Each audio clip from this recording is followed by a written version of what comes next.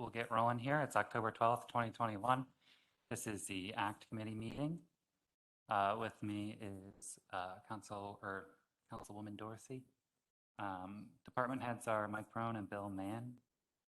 Item number 2 is comment, suggestions, petitions by residents in attendance regarding items not on the agenda.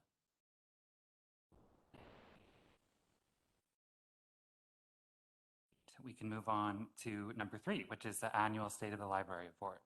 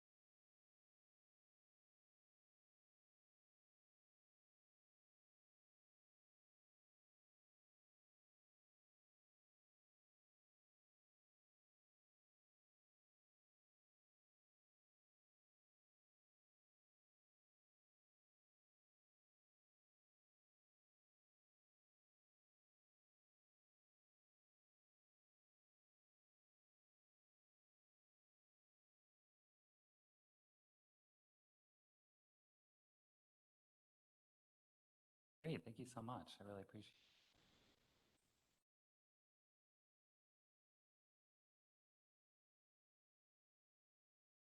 All right, that's great. I definitely was taking advantage of those ebooks, especially when the pandemic hit. So that was great. I really, really appreciate that work. No, yeah, you can hop on if you'd like. Sure.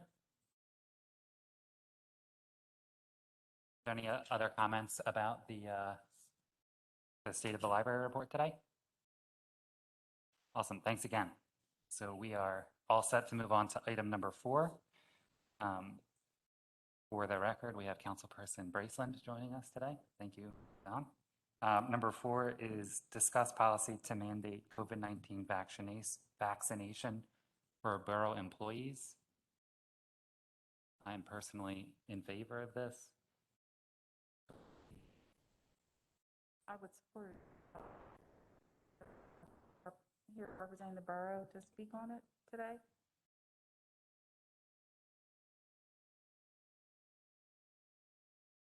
No?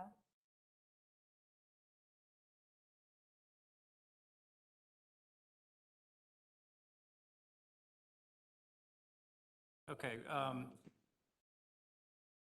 Under the borough manager's direction, we contacted our council to get their opinion on what can and can't be done under the law. So that was our first step, to be informed by what we can and can't. Told that we can, as an employer, require vaccinations. as a condition of employment, and that is what the proposal in front of you says. The condition of employment. We then proceeded to talk to union representatives of the two labor unions that the borough bargains with. These are employees in our public works, parking, dispatch, and police union employees. Got their feedback on it, and basically the means and methods for employing a vaccine mandate have to be collectively bargained, but the mandate itself doesn't have to. That's something we reserve as management rights to be able to do as the employer. So what you have before you is a draft policy. I gave all my copies away, stating what we came up with so far for council to discuss and consider. Just broadly speaking, it would be a condition of employment to be vaccinated. We provide the employee paid time off to get the vaccine, provide a certain amount of time for them to get to complete this process. And in addition, there are two modes or ways to get an exemption from the vaccine mandate. It would have to be contraindicated medically, and we would reasons for that. The second one would be a religious exemption. Penny, what percentage of our employees are vaccinated today? Do we know?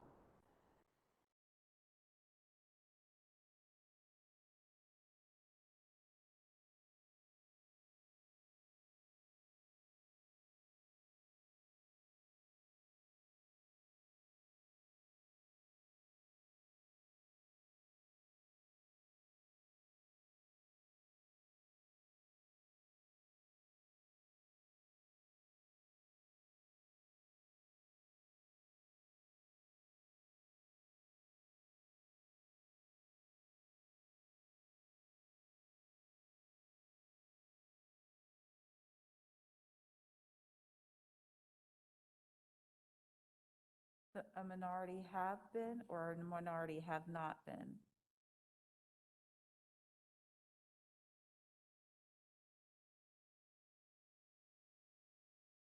I just have, for my own education, why can't we ask?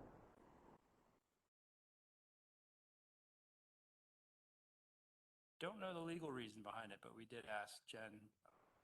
Jen Snyder is our legal counsel on this.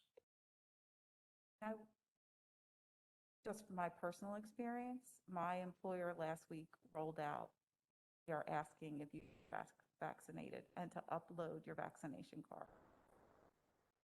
I don't know if it's different for public employees. Administration, the Biden administration rolled that out if you have more than 100 vaccinated. Can revisit that. Mr. Braceland, any thoughts? No, I think it's a good idea. Are there any comments from the public or employees that are here? Okay. We're good to recommend this 3-0 for next week. All right, with that, we are good to move on to item number 5, which is to discuss amendments to the Home Rule Charter.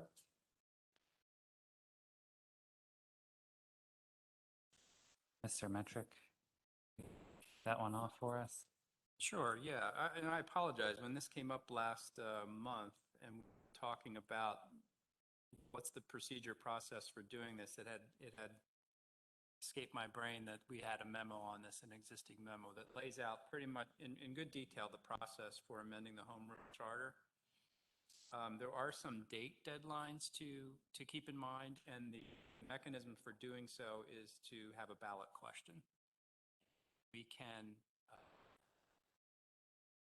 in a sense, petition the county, as the Borough Council can, in a sense, petition the county by passing an ordinance that states We, Westchester Borough, would like to amend our home rule charter.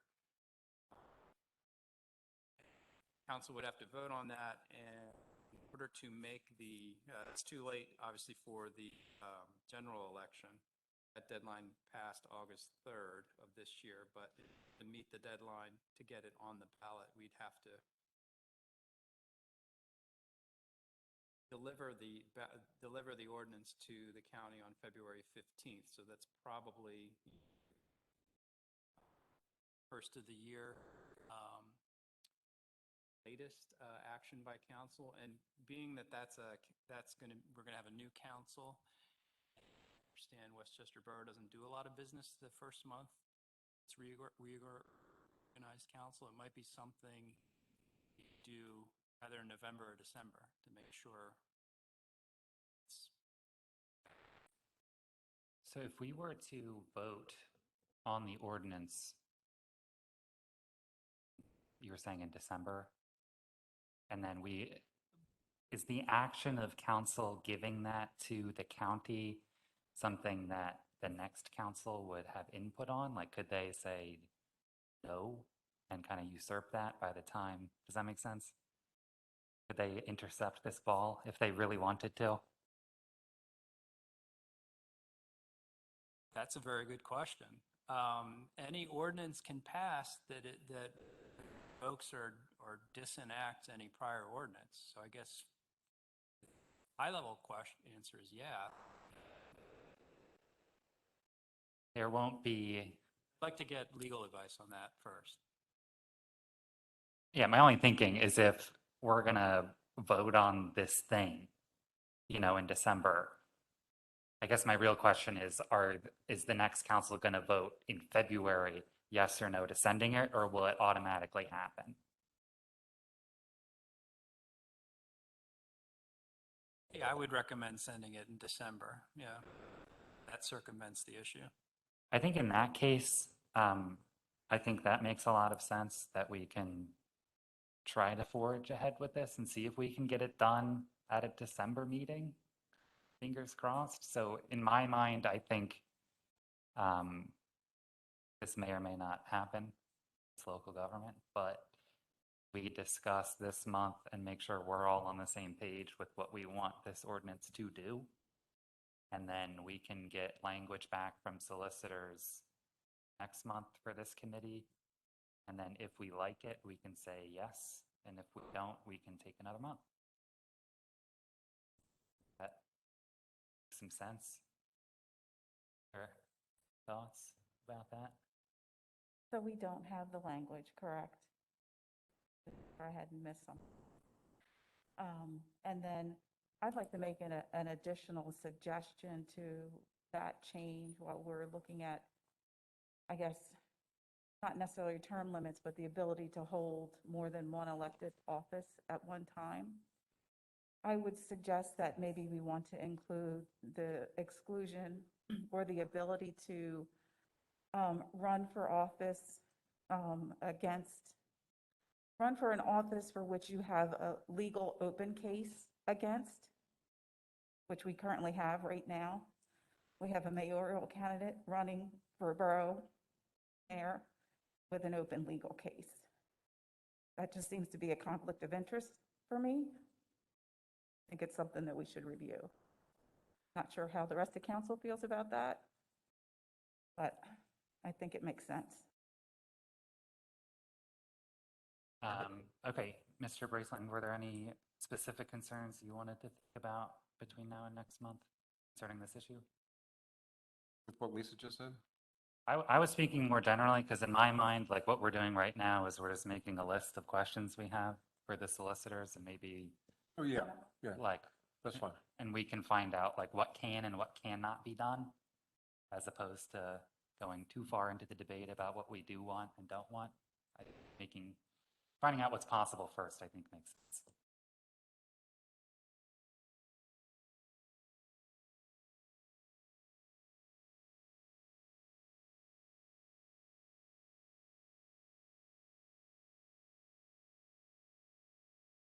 So, and I just want to make sure I understand that we're going to have the language from the solicitor in November and propose to vote on it in December. So then it would go on the ballot,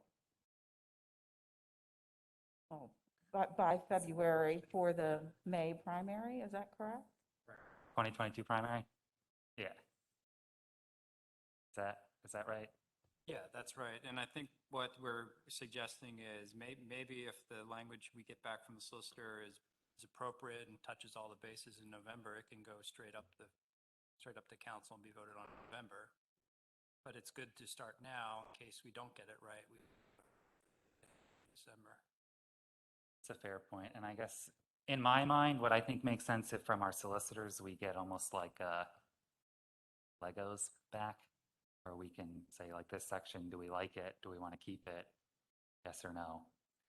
Section by section. So like I'm imagining, next month if they come back and say that your idea is something that is possible, then we can discuss if that's something we would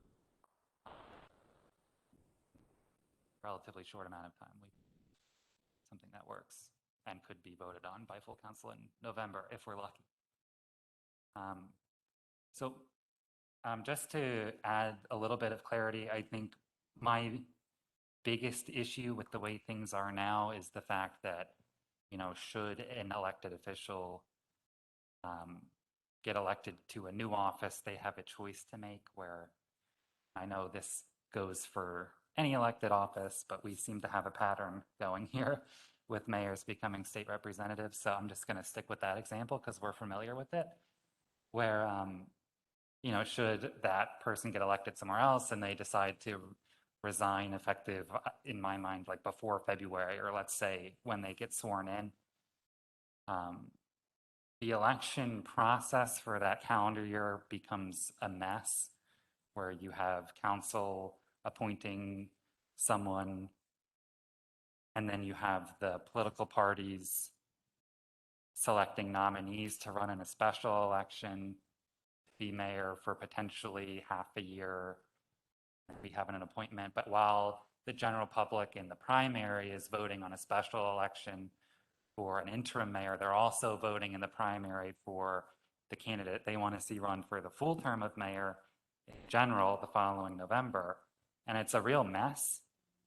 And I think in my mind, like as we direct the solicitors, I think that should be the priority, is like that's what we need to clean up. And I've had a couple ideas about it, where essentially you can force the member to resign by the time they are sworn into their next position. Council would then appoint an interim that would run, you know what I mean? I think the cutoff would be the start of like circulating petitions. So if it's after that, you would have to run all the way around the year again. But if it's before the petitions are filed, the whole thing, I think the priority should be whatever the next election is, should be allowed to run its entire course from the beginning of the petition circulation date up until the actual November election date. If that makes sense. I think last month I said I wanted to make it, and I regret it. Without a parallel process of a temporary. So essentially what would happen is the borough appointment has the potential to last longer than it does now. That is, I think, the one, in my mind, slightly negative consequence, but it clears up a lot of issues. Let's see if I have these dates in front of me.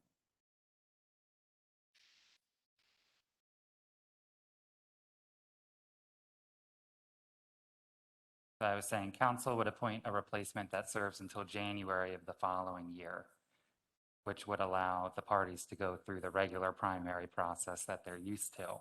So in a weird case where, let's say there's like 3 years left on a mayoral term, that interim would serve for a year and allow an actual election process to take place for the next interim to complete that 2-year term. And then after that, you're business as usual. Right, which we still have the potential to have now. That's still an issue. It's just this would prevent, if I could hone in on one big issue, like it would prevent having a primary election for mayor that is also a special election for mayor. Because in that case, a voter is going to vote for mayor twice, and that's just weird, unnecessarily confusing. I think we can avoid that scenario while avoiding, having, I think it makes sense, not having a state rep also be a mayor. Someone on the school board be here, so. To clarify then, you're suggesting then council making the appointment fill the vacancy. That matter be settled until the calendar year is over next year, and at that point, the normative elective election process engages to fill that whatever remaining interim years there are. Yeah, that's correct for the most part. The only time that it could be cut shorter, let's say the person, it's not an electoral thing and they decide to resign like first week of February. Candidates, I think the petition beginning date is like in February sometime. So if they resign February 1, council would appoint someone just for that like 8-month period, because the candidates would have time to circulate petitions, get nominated by their parties, and get elected for the following year in November.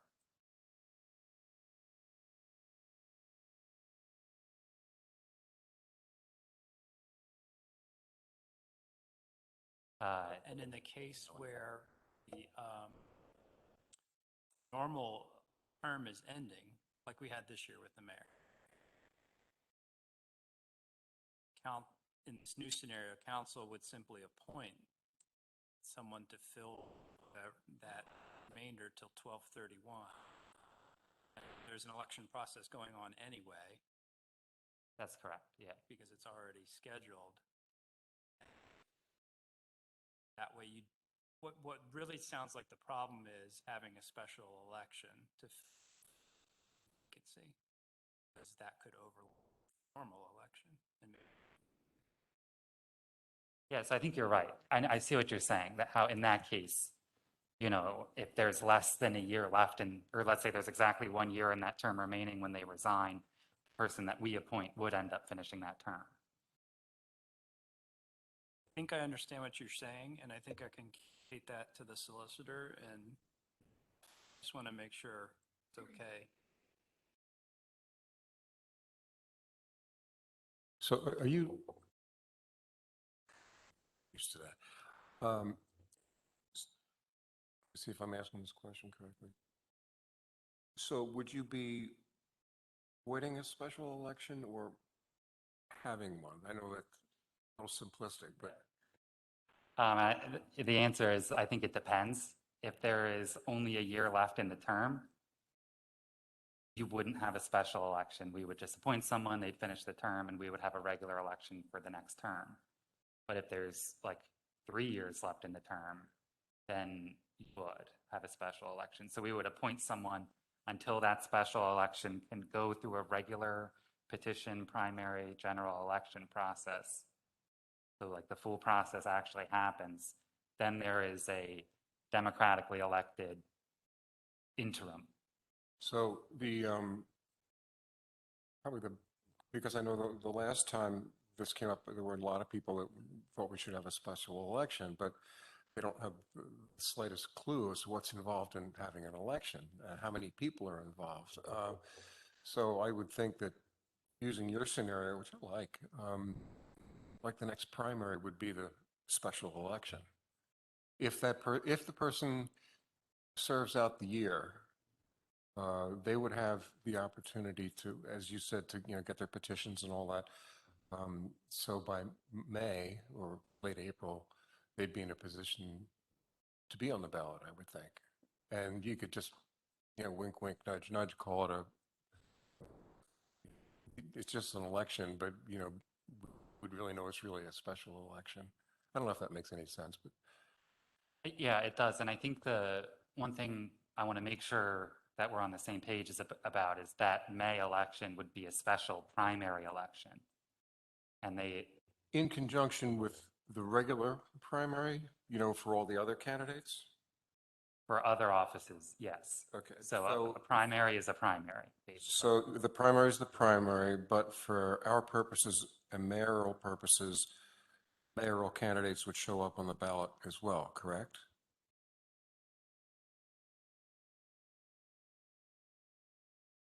I'm not sure how, what, Uh, Someone serves out the previous year, they go through all the paperwork. They could technically be on the ballot for May, okay? Um, Which, yes, it's a primary, but in effect, it would also be a special election because it's basically off year, okay? Does that make it any clearer?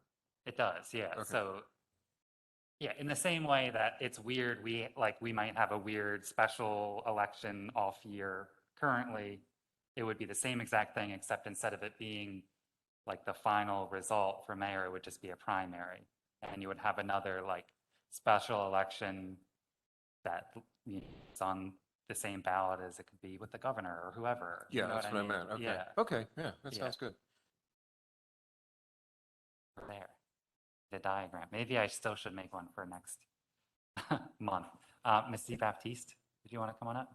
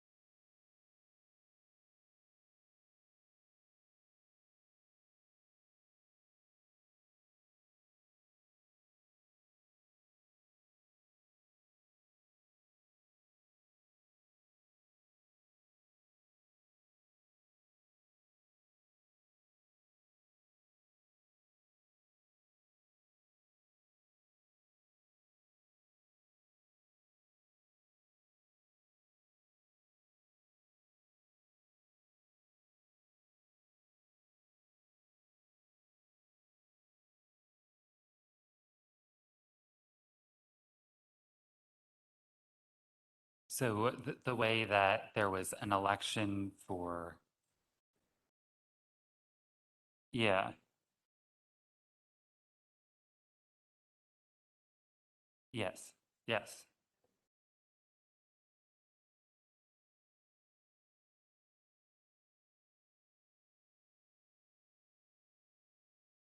I think just to try to summarize, like what the big difference would happen is there still would be a special election for mayor taking place on primary day. But instead of that being like the special election where the interim is selected for the remainder of the term, that would just kind of serve as a primary for the parties to nominate their candidates for interim mayor. And then that final special election to complete however much time is left on that term would then take place between the nominated candidates in November.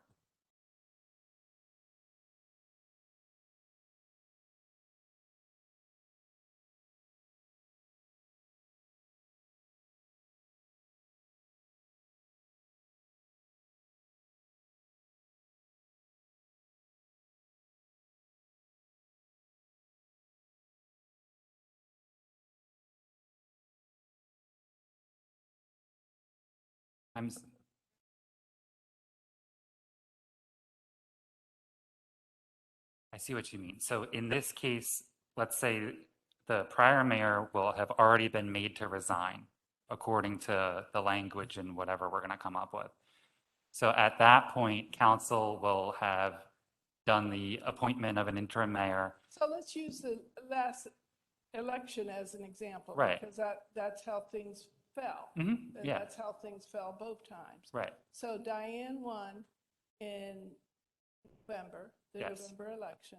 Mhm. She resigned in It was mid to late February or something. mid to late Yeah. February, beginning.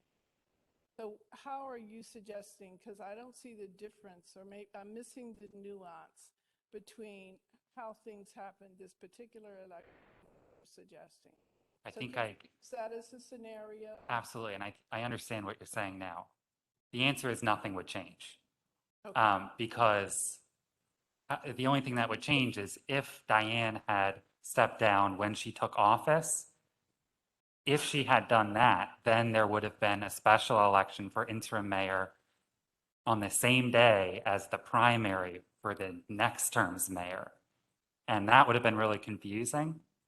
And Which is why. that's what I'm trying to avoid, is I'm trying to make it so that if a person ends up in that scenario again, that they're able to resign the job as mayor without initiating this really complicated process, so that it does run the way it ran this year, and then somebody doesn't have to be in two offices at one time. Because this year, yeah, if Diane had stepped down when she got, inaugurated, we would have had that weird special election at the same time as the primary for mayor. And then we would have had the general election this November with whoever got elected as interim in May. But instead, right, I'm saying if Diane had, Council, doesn't the Borough Council,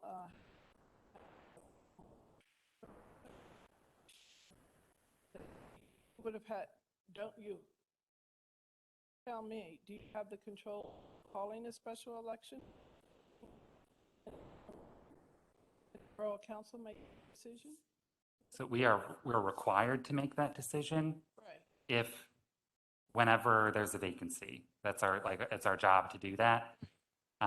But we don't have the latitude to, the way things are now, like, let's say Diane stepped down in January, we Right. don't have the latitude to appoint someone for the rest of the calendar year. We can only appoint up to the next primary, where there would have been a special election for somebody else to finish that entire term. And that's just the confusing part that I'm trying to get around, because I think having an interim that's going to finish the term and then just having a regular election process take place makes a lot more sense. So you had the power in January, if she stepped down, to appoint until, Correct. is Yeah. that correct? Yes, but And only they- until May. And only till May. And so then those candidates, whoever won the term, whoever won the interim mayor, So that's Any the big suggestions? difference, is because the primaries are going to have, in our, a relatively strong two-party system, there's going to be two winners. So I don't know how we would pick which one of those nominees would end up being interim. So what would have happened is you would have had, if you voted as a Democrat, for example, you would have had your Democratic ballot with your Democratic primary candidates. And then there would have been a separate ballot, or a separate part of the ballot, where then there you would vote for the interim. So those could be two totally different lists of people. There could be some overlap. And so, like, if, let's say I was running for interim mayor and I was running for mayor, I would have to communicate to my voters to vote for me twice on one ballot. And that seems like really strange and confusing and unnecessary. And that's the kind of thing I'm trying to avoid, if that makes sense. yeah. If I might, if we have an interim mayor that we appoint that fills out the year, anyone that is elected on primary day is not the interim mayor. They're the real deal. And I think that addresses what you were asking. And in terms of control over the situation, I think that would provide the control. I mean, just from a logistics standpoint, having a special election, you know, at the polling machines and all that, voter services are going to roll their eyes, I would think. So, yeah, I mean, actually, if the interim mayor serves out the remainder of January 31st, I would assume that they would stay in office until election day?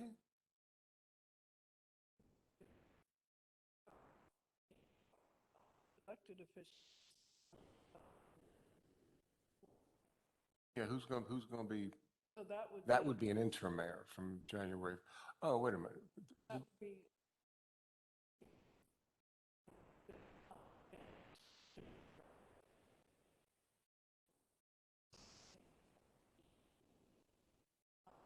my only other question is, part of your strategy, also making sure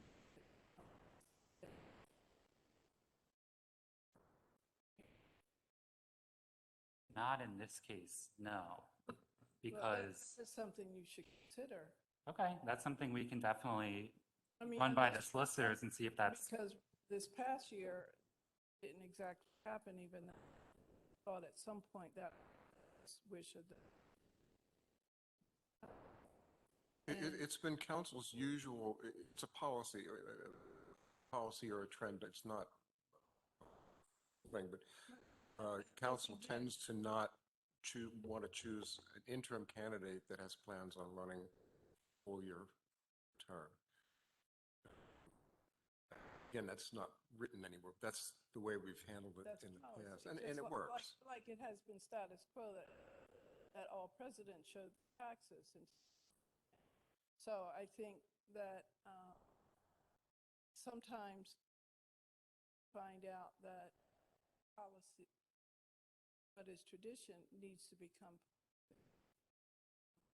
just a thought. yeah, I'm, Since you're reviewing all of Definitely, that. yeah. around it. But the other piece of this is being mayor considered a full job, compensated for it. So those who squawked at holding two, but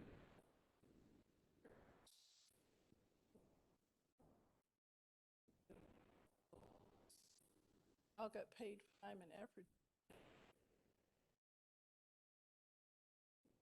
Some real money.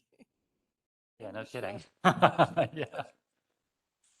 There's a lot of math I try not to do around Yes, that topic, I yeah. understand, but- Yeah, So I think sometimes it's called public service payment. yeah, and I do appreciate both of those points, and I think, you know, laying out our process here, I think once we have language, I think that debate is definitely a debate on council that we're going to have. You know, like sure, we can draft this ordinance to prevent this from happening, but I'm sure we'll have the debate as to whether or not it's even a big deal. And so I definitely understand your point there, for sure, because it is part-time. And I think if we could add to the list of things to ask the solicitor, if it is possible to prevent someone who is an interim mayor from running for a full term, I'm not sure. I imagine it's hard to prevent anyone from running for office. It seems like, other than term limits, something that this country would try to avoid. But we can always see what they say and then debate it once we know. If that makes sense. Mr. Metric, did you have something to add about? Yeah, thank you. I just had a point of clarification. We've talked a lot about this transaction happening, having to do with the mayor, because it happened a couple of times recently, but the Home Rule Charter also has filling vacancy procedure that sounds just the same for council members. So I just want to understand the charge correctly. You want an ordinance that affects both processes, because obviously council members can whatever reason, not fill out their terms, and that.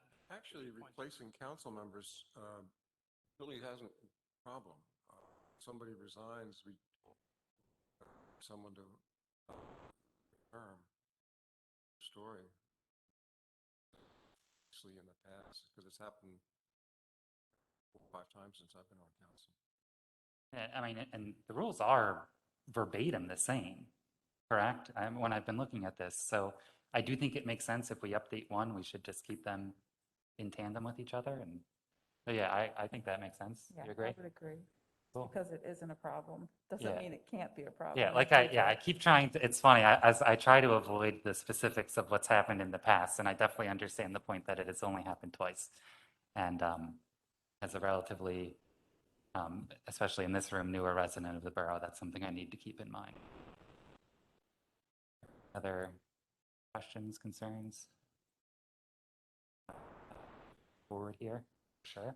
It's been a fun road on this one.